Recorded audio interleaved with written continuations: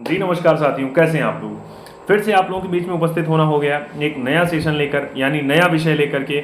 जैसा कि सुबह आपने देखा, सुबह हम लोगों ने एक अनाउंसमेंट किया कि अगले कुछ दिनों के लिए, यानी जब तक आपका यूपीपीसीएस और आरओ का एग्जाम है उससे पहले हम लोग घटना चक्र पूर्वावलोकन की जो श्रृंखला है उसको समाप्त कर लेंगे, यानी उसको पूरा कवर कर लेंगे, पढ़ लेंगे। उसी क्रम में सुबह 11 बजे, शाम को 3 बजे और 4 बजे अलग अलग विषय पर, जैसे आपको इतिहास का, भूगोल का और साथ ही साथ आपको सामान्य विज्ञान का सेशन मिल चुका है। अभी सेशन में आप लोग चर्चा कर रहे हैं सामान्य अध्ययन पूर्वावलोकन पर ही, और ये होगा आपका सामाजिक और अर्थव्यवस्था के विषय में, सामाजिक आर्थिकी विकास के विषय में, जिसको हम अर्थव्यवस्था में पढ़ते हैं। तो ये हम लोग पढ़ने का काम करेंगे अगले इस वाले सेशन में। तो आप सभी साथी बिना समय बर्बाद किए उपस्थित हो जाइए हमारे साथ, क्योंकि सेशन आपका बहुत मोस्ट इंपॉर्टेंट होने वाला है आपके लिए। तो बिना देर किए आ जाइए और सभी साथियों को शेयर कर लीजिए कि अगले कुछ दिनों तक उसी तरह से जैसे पहले रहा है, इससे पिछला आप देखेंगे जब प्लेलिस्ट में जाएंगे तो वहाँ पर आधुनिक भारत का इतिहास पूरा कवर कराने का काम किया गया था बड़ी व्यवस्थाओं में, और आज से लगभग 3-4 महीने पहले। और अब तो व्यवस्थाएं हैं, तो व्यवस्थाओं में प्रयास किया जाएगा सारी चीज़ें बढ़िया हो। साथियों स्टार्ट करें आज का सेशन। उससे पहले बता दूं 1990 से 2023 तक के इसमें प्रश्न पत्र के जो भी प्रश्न थे आपके वो शामिल किए गए हैं इसमें। साथ ही साथ बजट 2023-24, विश्व बैंक IMF की रिपोर्ट, वर्ल्ड अर्बनाइजेशन प्रॉस्पेक्ट और आर्थिक समीक्षा 2022-23, वर्ल्ड पॉपुलेशन प्रॉस्पेक्ट, यानी ये तमाम चीज़ें दी गई हैं इसमें। हम लोग पढ़ने का काम करेंगे। इससे पहले यहाँ सिलेबस में आर्थिक और सामाजिक विकास के विषय में दिया है, कई सेट में दिया है। ये 4 भाग में दिया गया है, ABCDE। सबसे पहले वाला भाग पड़ता है आर्थिकी विकास और सबसे लास्ट वाला भाग पड़ता है जनसांख्यिकी के विषय में। तो हम लोग एक एक क्रम में पढ़ेंगे। सबसे पहले पहला भाग, दूसरा, तीसरा, ऐसे करके क्रम से हम लोग पढ़ने का काम करेंगे। साथियों बात करें सबसे पहले भाग की, तो उसमें एक नाम लिखा है भारतीय अर्थव्यवस्था का स्वरूप। कैसा स्वरूप है भारतीय अर्थव्यवस्था का? मिश्रित है, समाजवादी है, कैसी है? ये सब डाटा और डाटा के साथ में क्वेश्चन आंसर हम लोग कवर करने का काम करेंगे। स्टार्ट करते हैं साथियों। लिखा हुआ है आर्थिक व सामाजिक विकास के विषय में। आपसे लिखा हुआ है आर्थिक और सामाजिक विकास के विषय में कि आर्थिक और सामाजिक विकास जो है भारत की अर्थव्यवस्था का स्वरूप, इसमें हम लोग पढ़ने जाते हैं। लिखा है, चूंकि हम लोग थोड़ा सा कहानी की तरह है, ये पहला चैप्टर है तो इंपॉर्टेंट है, अलग तरीके से इसको पढ़ना पड़ेगा।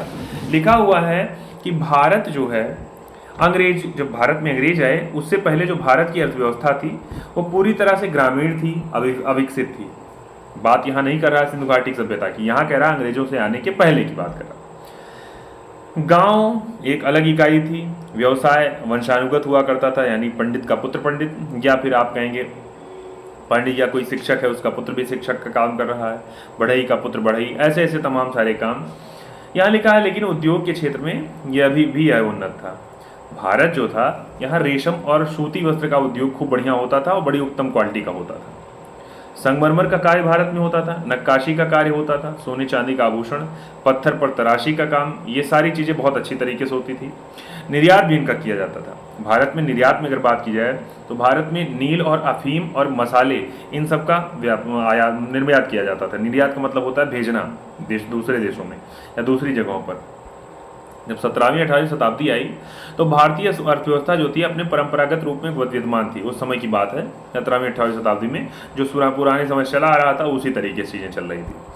अब अंग्रेज क्या है, इन्होंने भारत पर केवल राज ही नहीं किया बल्कि भारत को क्या बना दिया, उपनिवेश बना दिया। यानी कहने का मतलब ये है, यहाँ से कच्चा माल हम ले जाएंगे और आप क्या करेंगे, ले जाकर वहाँ से पक्का बना के आपके लागे तो आप ही को बेचेंगे। कहने का मतलब है एक प्रकार से भारत को गुलाम बनाने की स्थिति। यहाँ लिखा है उपनिवेश का साथियों अर्थ लिखा हुआ दिया गया है कि उपनिवेश जो होता था उसके विषय में, कि उपनिवेश किसे कहा जाता है। लिखा है उपनिवेश जो है ये कहा जाता था किसी देश को किसी प्रकार की राजनीतिक स्वतंत्रता प्राप्त नहीं थी। उपनिवेश का अर्थ मतलब है भारत को राजनीतिक स्वतंत्रता नहीं थी, इसकी जो आर्थिक स्थितियाँ थी उस पर सीधा नियंत्रण था किसका, विदेशी का। इसी वजह से इसको उपनिवेश कहा गया। 1758 तक ईस्ट इंडिया कंपनी भारत में शासन कर रही है और 58 से 1947 तक ब्रिटिश सरकार शासन करना स्टार्ट कर रही है। आगे बात करते हैं, भारत की अर्थव्यवस्था जो थी वो पिछड़ी थी, अल्पविकसित थी, गतिहीन थी और सुस्त। क्यों? क्योंकि जो आ रहा था वो लूटने खसोटने की बात भारत के लिए कर रहा था। आगे देखा, कोई देश हो अगर मान लीजिए उसका विकास होना है तो जाहिर सी बात है कृषि और उद्योग, इन्हीं दोनों पर भारत किसी देश का विकास निर्भर रहता है। आगे कहते हैं कृषि के लिए शक्ति, शाक, परिवहन आदि से ये सब चाहिए होता है। भाई कृषि करनी है तो शक्ति, ताकत होनी चाहिए, शाक होनी चाहिए, धन होना चाहिए, पूंजी लगा पाएँ आप। और परिवहन यानी आप करें लाने ले जाने की व्यवस्था होगी तभी तो आप उसको बेच उच पाएंगे। उद्योग करेंगे तो भाई मशीनरी होनी चाहिए, विपणन सुविधा होनी चाहिए यानी बेचने की सुविधा, परिवहन होना चाहिए, संदेश वाहन होना चाहिए यानी एक जगह से दूसरे जगह तक रेट वगैरह चीज़ें पता हो सकें। भाई कोई देश अगर तेजी से विकास करना चाहता है तो आधारभूत ढांचे जो हैं उन पर काम करना पड़ेगा। कौन कौन से आधारभूत ढांचे हैं? शक्ति पर यानी ईंधन पर, कोयला, ईंधन, तेल, सौर ऊर्जा, वायु, इन सब पर ध्यान देना होगा। परिवहन पर ध्यान देना होगा जिसमें आपकी रेल, सड़कें, पोत यानी बंदरगाह वाला, और दूसरा है जल सेना, जल यात्रा, और वायु परिवहन। संदेश वाहन यानी डाक तार, टेलीफोन, रेडियो, बेतार, इन सब की भी सेवा होनी चाहिए। बैंक और वित्त और बीमा ये व्यवस्था अच्छी होनी चाहिए। विज्ञान तकनीकी अच्छी होनी चाहिए।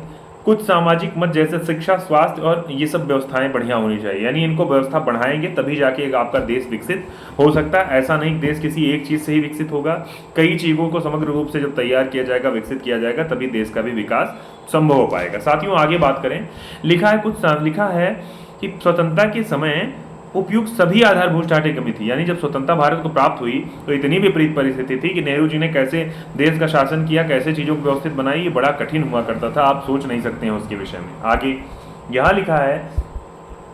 लिखा हुआ है इसके आगे लिखा हुआ जब स्वतंत्रता हो रही है उसके समय भारत जो अर्थव्यवस्था थी वो ब्रिटेन का एक कॉलोनी का रूप, यानी ब्रिटेन की एक कॉलोनी का रूप ले चुकी थी। यानी ब्रिटेन की कॉलोनी का मतलब ये है कि ब्रिटेन के आधार पर ही सारी चीज़ें हम लोग काम कर पा रहे थे। भारतीय अर्थव्यवस्था, कृषि उत्पादन कम था, यानी कृषि का उत्पादन भी कम था। किसान बड़े गरीब थे, यानी और कृषि उत्पादकता की बात की जाए तो विश्व में सबसे कम उत्पादकता थी। क्यों? क्योंकि वही पारंपरिक पद्धतियां थी। विज्ञान व सारी चीज़ों का विकास तो हो नहीं पा रहा था क्योंकि सब टैक्स ही वसूलते थे चोरी चपाटा करके लोगों से, किसानों से। भारी और आधारभूत उद्योग भी भारत में नहीं थे, यानी उद्योगों का विकास उस समय इस तरीके से फैक्ट्रियां नहीं स्थापित हो पाई थी। फिर भी यद्यपि भारतीय अर्थव्यवस्था का एक पहलू उसके अल्पविकसित स्वरूप का बोध कराता है, लेकिन नियोजन काल की अवधि में भारतीय अर्थव्यवस्था के स्वरूप में कुछ मूलभूत परिवर्तन हुए जिसके आधार पर भारतीय अर्थव्यवस्था को विकासोन्मुख, यानी आप कहेंगे उसके बाद की व्यवस्था ऐसी हुई कि भारत की अर्थव्यवस्था को विकास की एक नई दिशा दी गई, विकास की ओर उन्मुख किया गया। स्वतंत्रता प्राप्त हो रही है, उसके बाद कह रहे हैं आर्थिक नियोजन को क्या हो रहा है, विकास का आधार, यानी अब स्वतंत्रता प्राप्ति के बाद आर्थिक नियोजन को बनाया जा रहा है, भारत की अर्थव्यवस्था का आधार बनाया जा रहा है। यानी विकास का आधार किसको बनाया जा रहा है? आर्थिक नियोजन का। ठीक बात है। सभी योजनाओं का प्रमुख क्या हो गया? मौलिक उद्देश्य देश में समन्वित और संतुलित विकास को प्रोत्साहित करना रहा है। नियोजन काल जो था उसमें क्या हुआ? कृषि, उद्योग, व्यापार, सभी क्षेत्रों में विकास के लिए तमाम सारे कार्यक्रम चलाए गए।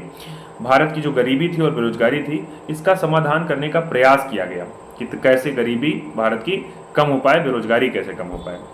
नियोजन काल में जो भारत की अर्थव्यवस्था थी उसका संस्थागत जो ढांचा था वो पर्याप्त रूप से विकसित हुआ है और उसमें क्या हुआ? बढ़ता सार्वजनिक व्यय, विकास व्यय, बैंक, बीमा कंपनियों का राष्ट्रीयकरण, ग्रामीण विद्युतीकरण यानी बिजली लगना, सड़क और रेल खूब बढ़िया से बन जाना, परिवहन, कृषि का मशीनीकरण यानी तमाम मशीनें आ जाना जिससे आसानी हो, हरित क्रांति आ जाना, औद्योगिक विस्तार यानी खूब सारी इंडस्ट्रियाँ लगना। इन सब वजहों से यानी यही सब विकासोन्मुख घटक, यानी चूंकि ये सब चीज़ों का विकास हुआ यानी इसी वजह से आप कहेंगे विकासोन्मुख घटक, यानी इन्हीं चीज़ों की वजह से भारत में विकास होना स्टार्ट हुआ। भारतीय नियोजन की जो अवधि थी उसमें अर्थव्यवस्था जो थी कि प्रत्येक क्षेत्र में उत्पादन में पर्याप्त विकास हुआ। भाई जाहिर सी बात है, चीज़ों पर काम किया जाएगा तो विकास होगा। नियोजन काल में कृषि उत्पादन भी बढ़ा, आधारभूत उद्योग की स्थापना भी हुई, लोहा, इस्पात, भारी इंजीनियरिंग, रसायन, उर्वरक आदि सभी उद्योगों का नियोजन काल में तीव्र विकास हुआ।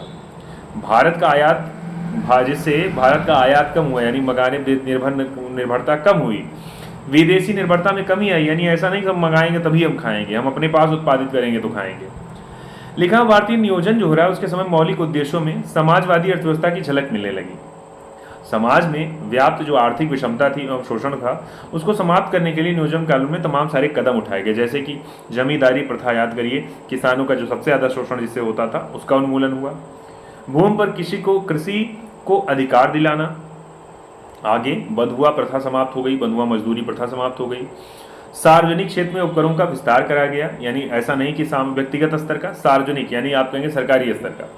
बैंकों का राष्ट्रीयकरण हुआ, सहकारी आंदोलन का विकास हुआ, समन्वित ग्रामीण विकास कार्यक्रम लागू करना और किसानों की ऋण मुक्ति यानी किसानों का जो कर्ज होगा उसको माफ करने की भी व्यवस्था बनाई गई।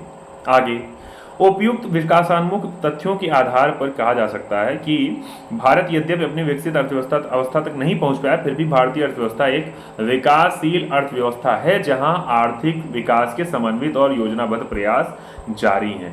अब ये तो हो गया कंटेंट। अब इसी पर हम लोग काम करेंगे अगले कुछ देर तक क्वेश्चन आंसर पर। सभी साथी एक बार उपस्थित हो जाइए और सभी साथियों को बुला लीजिए क्योंकि मोस्ट इंपॉर्टेंट होने वाला है ये आपका कंटेंट। लिखा है प्रश्न में क्या? प्रश्न में लिखा है मिश्रित अर्थव्यवस्था का अर्थ क्या होता है।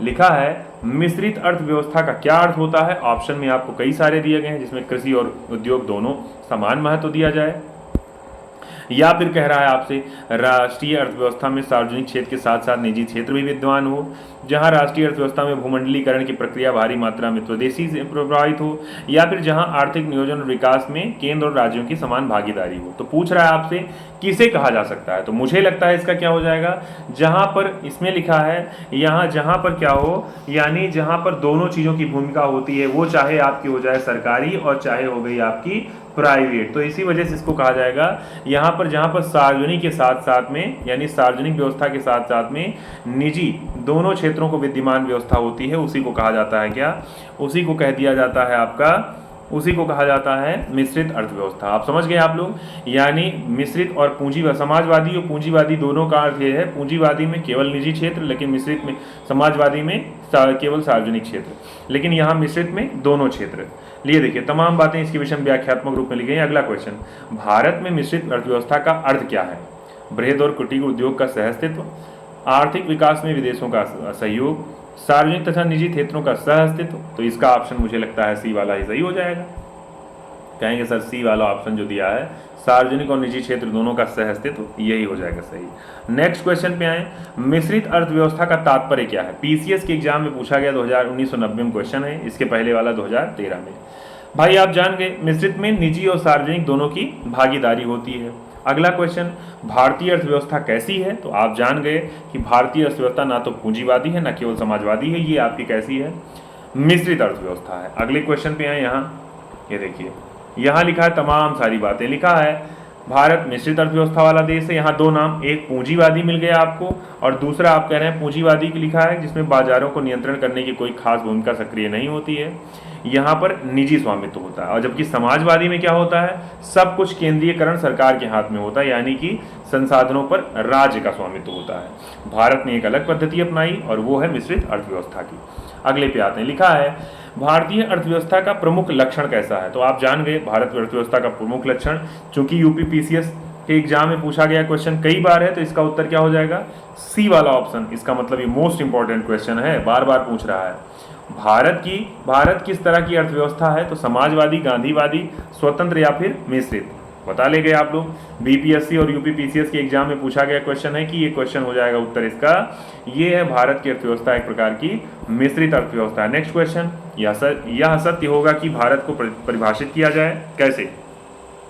एक खाद्य की कमी वाली अर्थव्यवस्था के रूप में, एक श्रम आधिक्य वाली अर्थव्यवस्था के रूप में, एक व्यापार आधिक्य वाली अर्थव्यवस्था के रूप में, या फिर एक पूंजी आधिक्य वाली अर्थव्यवस्था के रूप में? तो भाई जाहिर सी बात है भारत को किसके विषय में कह सकते हैं? तो मुझे लगता है इसके विषय में 7 नंबर प्रश्न अगर आप कहेंगे तो इसकी व्याख्या में आपका हो जाएगा कौन सा, यानी भारत में श्रम बहुत हो रहा है, किसी चीज की कमी नहीं है, लेकिन क्या है, श्रम आधिक्य अर्थव्यवस्था के रूप में भारत को क्या किया जा सकता है?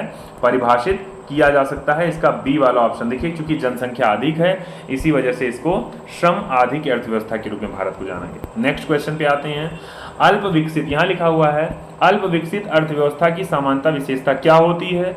अगर कोई अर्थव्यवस्था अल्प विकसित है तो यानी कि इसका अर्थ है वहां पर प्रत्येक निम्न आय होगी, पूंजी निर्माण की निम्न दर होगी, निम्न आश्रितता अनुपात होगी और तृतीय क्षेत्र में अधिक कार्यबल शक्ति का होना। तो इसके विषय में देखते हैं व्याख्या क्या है। इसका ए वाला ऑप्शन सही, यानी कह रहा है प्रति व्यक्ति आय में कमी होगी और पूंजी निर्माण भी निम्न दर होगी, दोनों में कमी होगी, तो ये होगी अल्प विकसित अर्थव्यवस्था की विशेषता होती है। नेक्स्ट क्वेश्चन में देखिए यहाँ तमाम बातें वही सब, भाई अगर कोई अर्थव्यवस्था अल्प विकसित है तो वहां क्या क्या होगा निम्न स्तर का, वहां की होगा निम्न प्रति व्यक्ति आय, निम्न जीवन स्तर, जनसंख्या वृद्धि की ऊंची दर, बेरोजगारी अल्प रोजगार का ऊंचा स्तर, और लिखा है कृषि क्षेत्र का अधिक, पूंजी निर्माण की निम्न दर, आय की विषमता। ये सब आपको मिलने वाला है अल्प विकसित अर्थव्यवस्था में। नेक्स्ट क्वेश्चन, लिखा है निम्नलिखित में से क्या सही ढंग से समझाता है कि भारत अल्प विकसित अर्थव्यवस्था है। भाई जाहिर सी बात है अल्प विकसित अर्थव्यवस्था है, इसका मतलब क्या है, भारत में आय का समान वितरण है, उच्च निर्भरता दर, आर्थिक लिखा है राष्ट्रीय आय में वृद्धि की धीमी दर, या फिर बैंक व वित्तीय क्षेत्र में परिवर्तन। तो इसका उत्तर फिर व्याख्या पे आते हैं, इसका उत्तर ई वाला कह रहा है इनमें से कोई नहीं। क्यों? क्योंकि वो सारी चीजें नहीं आ रही जो यहाँ ऊपर दिया गया है, चाहे प्रति व्यक्ति आय की बात की जाए, चाहे जीवन स्तर की, जनसंख्या की, बेरोजगारी अल्प रोजगार की, कृषि क्षेत्र का आधिपत्य और पूंजी निर्माण की बात, और साथ ही साथ आय की विषमता, ये सारी चीजें नहीं, इस वजह से इसका डी वाला ऑप्शन ही हो जाएगा, इनमें से कोई नहीं।